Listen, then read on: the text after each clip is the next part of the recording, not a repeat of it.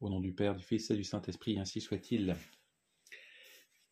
L'Église, en ce dimanche de l'Étaré, nous demande de nous réjouir particulièrement.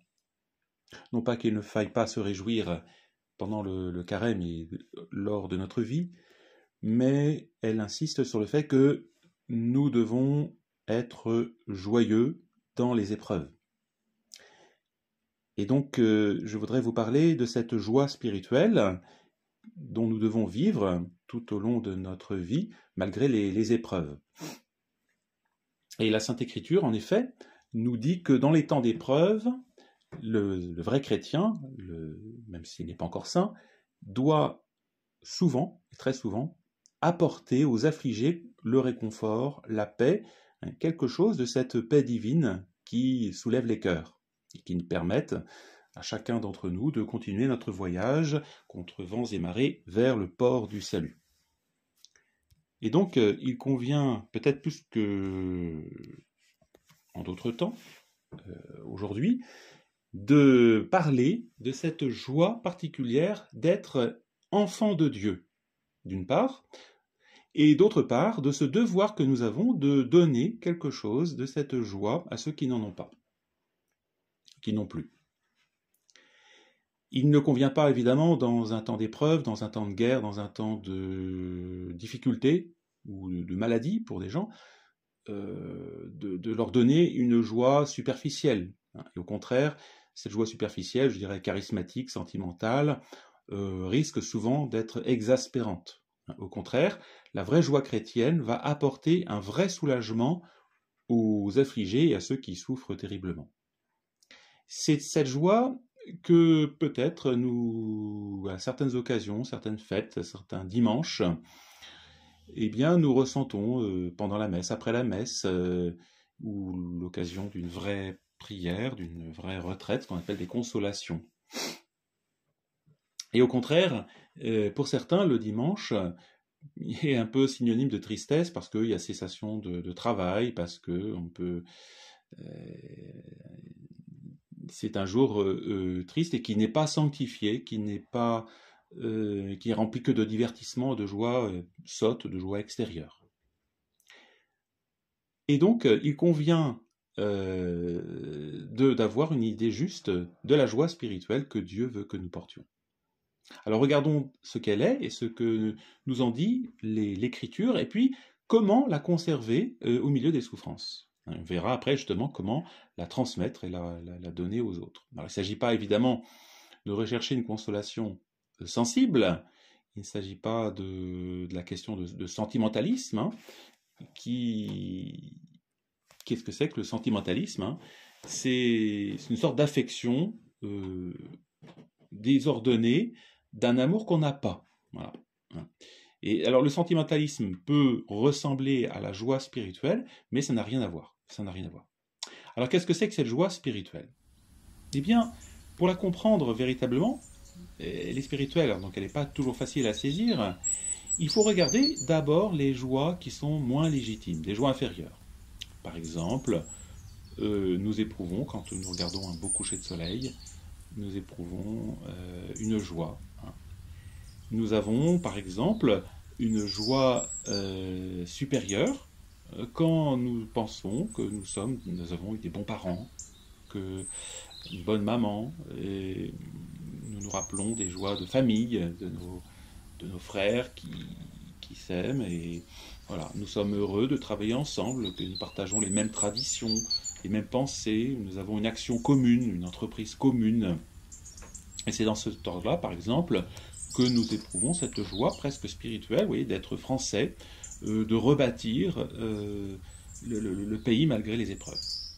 Mais la joie spirituelle est encore plus haute. Vous voyez, c'est déjà là une certaine joie spirituelle, mais la vraie, celle qui est divine, elle est encore plus haute. Qu'est-ce que c'est exactement? Eh bien, c'est la joie de se savoir enfant de Dieu, de se savoir incorporé à la vie divine, de se savoir aimé de Jésus, hein, comme un enfant, et d'être certain que nous sommes participants à sa vie intime, et que nous possédons déjà ici-bas, que nous posséderons encore pleinement dans l'éternité.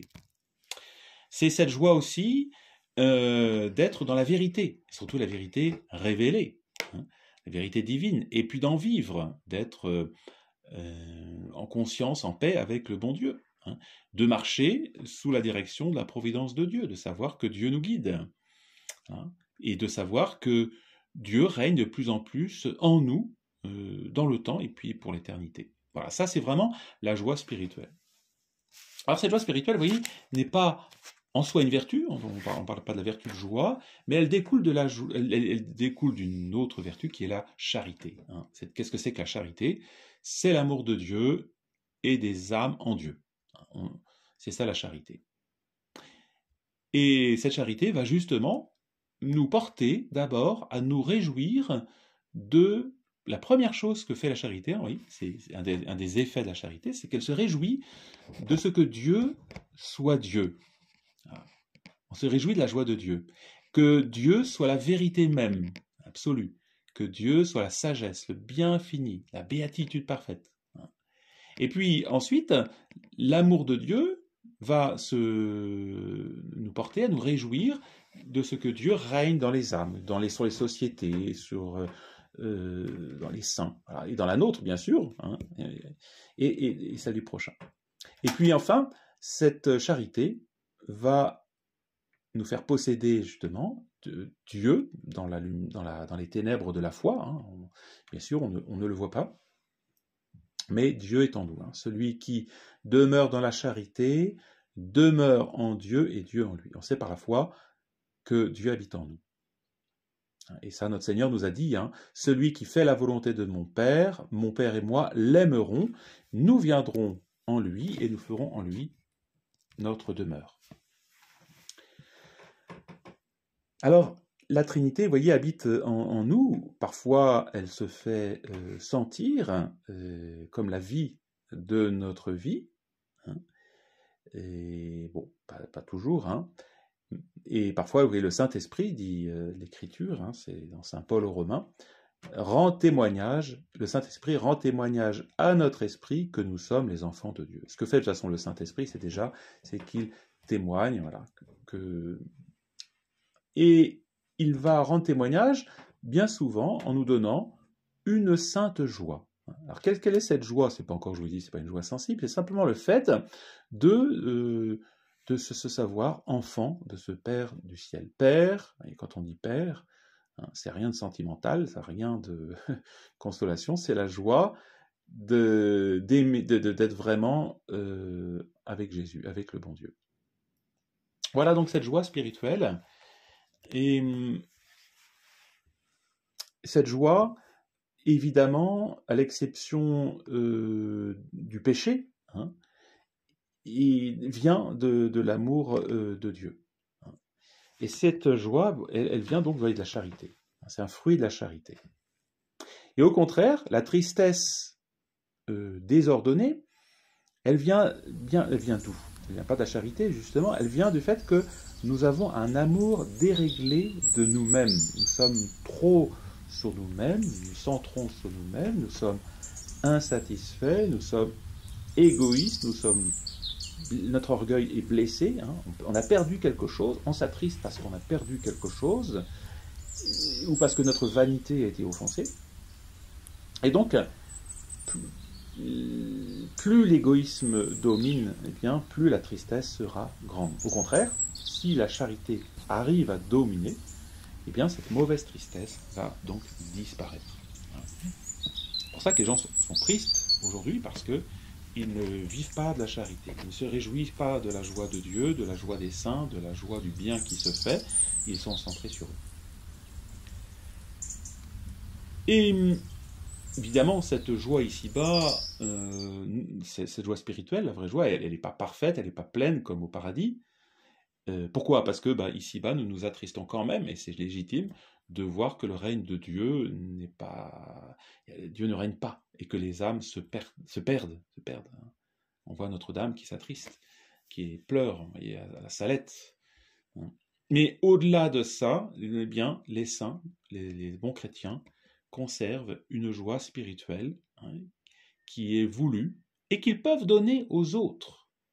Hein, qu'ils peuvent donner aux autres. Et notre Seigneur nous le dit dans l'Écriture. Hein. Notre Seigneur en parle. Demeurez dans mon amour, dit-il. Vous pouvez lire ça dans Saint Jean chapitre 15. Je vous ai dit ces choses pour que ma joie soit en vous et que votre joie soit parfaite. Et Saint Jean, les évangélistes, nous le dit, il parle de la plénitude de la joie. Saint Paul va dire, Saint Paul dit, je surabonde de joie au milieu de mes tribulations. C'est paradoxal, mais c'est ainsi. Voilà. Et les apôtres, quand ils vont être frappés par les Juifs déicides, ils disent, ils allaient joyeux d'avoir été jugés dignes de souffrir pour le Seigneur. Alors les saints, et je ne vous dis pas que les saints, mais nous tous qui essayons de vivre de Dieu, ne sentent pas toujours sensiblement et même spirituellement eux-mêmes cette joie qui est en eux. Mais en tout cas, ce qui est certain, c'est qu'ils la gardent, ils en vivent d'une certaine façon, et ils vont la donner aux autres, et jusque dans les épreuves des autres. Ça, c'est un grand mystère. On voit les saints, même si parfois ils sont dans des grandes tribulations, ils la communiquent. On voit des religieux, des religieuses, des saints, ou même Saint François d'Assise, vous voyez, était dans une grande joie quand il était méprisé, repoussé. Saint Dominique, quand il était ridiculisé par les hérétiques. Pourquoi? Parce qu'il se sentait plus proche de notre Seigneur Jésus-Christ, qu'il acceptait ces épreuves pour être proche de Jésus-Christ. Alors, ce qui importe maintenant pour nous, eh bien, c'est de communiquer cette joie aux autres. Il faut en vivre, mais pas seulement. Il faut la communiquer. Et comment la donner? D'abord, la première chose, c'est de ne pas faire trop porter, ou même porter notre propre tristesse. Si nous sommes abattus, ne pas les décourager. Il faut dominer cette tristesse déjà, et un peu comme les tentations. C'est une tentation. La tristesse peut être une tentation grave. Donc, il faut également éviter de donner à nos proches une joie qui est trompeuse. Alors, qu'est-ce que c'est que cette joie qu'on pourrait... Eh bien, c'est, par exemple, d'approuver leurs erreurs, d'approuver leurs déviations, d'approuver leurs compromissions, et d'approuver leur manque de jugement, de véracité, d'approuver leur manque d'énergie. Tout là, c'est quoi? C'est pas leur communiquer la vraie joie, c'est parce qu'on n'est pas dans la charité. C'est une fausse charité, c'est de la faiblesse. Et donc, on les laisserait dans l'illusion, et donc dans une joie qui est trompeuse, menteuse. Il faut leur apporter donc cette joie spirituelle, à ceux qui n'ont pas de santé, ceux qui n'ont pas de vitalité, ceux qui manquent d'affection aussi, ceux qui manquent de générosité, ceux qui ne cherchent pas suffisamment le bon Dieu, justement, parce qu'ils ne sont pas, ils peuvent être atteints par cette mauvaise tristesse. Donc il faut leur donner envie de le chercher, ce Dieu de joie, ce Dieu, et donc il faut donner Dieu en quelque sorte, Dieu et son amour. Et notre Seigneur dira au dernier jour, il nous dira, j'avais faim et vous m'avez donné manger, j'avais soif, j'étais infirme, j'étais en prison et vous êtes venus à moi. Et donc nous devons donner quelque chose de cette joie à ceux qui sont tentés de devenir amers, tristes. Et comment faire? Eh bien, là, c'est cette parole de Saint Jean de la Croix, il disait, là où il n'y a plus d'amour, mettez-y l'amour, et vous y recueillerez l'amour. Voilà, ça c'est important. Et donc, dans nos ténèbres, par exemple, ça commence déjà par nous-mêmes, quand nous sommes dans les ténèbres, que nous les supportons patiemment, avec amour, eh bien, il va y avoir un effet sur les autres. Cette lumière va pouvoir jaillir pour d'autres âmes. Si Dieu nous met parfois dans des obscurités, dans des ténèbres, dans des difficultés, dans des combats, c'est pour que nous combattions justement, nous ne nous laissions pas aller à la tristesse, pour ensuite aider les autres.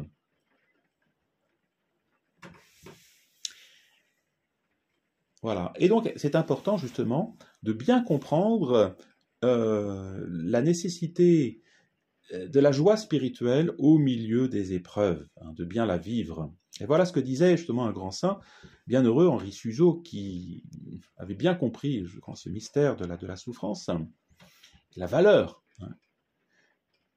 Il disait ceci: la souffrance, lorsqu'elle est bien supportée, il fait parler le bon Dieu, me rend l'homme aimable, car elle le fait semblable à moi. Quand on souffre comme Jésus, eh bien, on se rend aimable à Jésus. La joie de la souffrance, même si elle n'est pas sentie, elle n'est pas voulue, c'est un trésor caché que personne ne pourra mériter.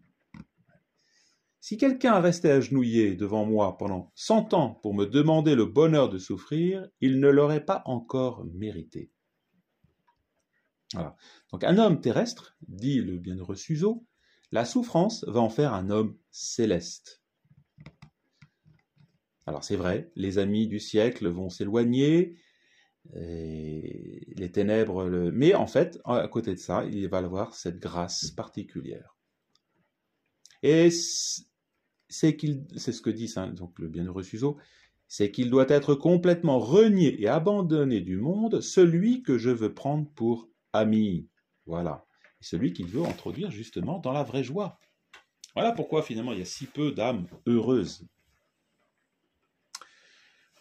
Alors ça doit bien sûr, sans aller jusqu'à souffrir ce que notre Seigneur a souffert, voilà, pour l'imiter, essayons de se supporter, de recevoir, par exemple, de façon très surnaturelle, les manques d'égard, on ne pense pas à nous, ou même les mépris, ou pourquoi pas même les calomnies si elles arrivent. Hein. Et c'est ce que saint Jean d'Acroix a vécu. Hein. Et il avait demandé cette grâce de souffrir et d'être méprisé pour lui. Alors il va être exaucé. Mais qu'est-ce qu'il va demander surtout? C'est la grâce de supporter toutes ces croix avec amour. C'est ce qu'il faut demander. Il ne faut pas demander forcément de souffrir. Hein. Il faut demander de souffrir avec amour.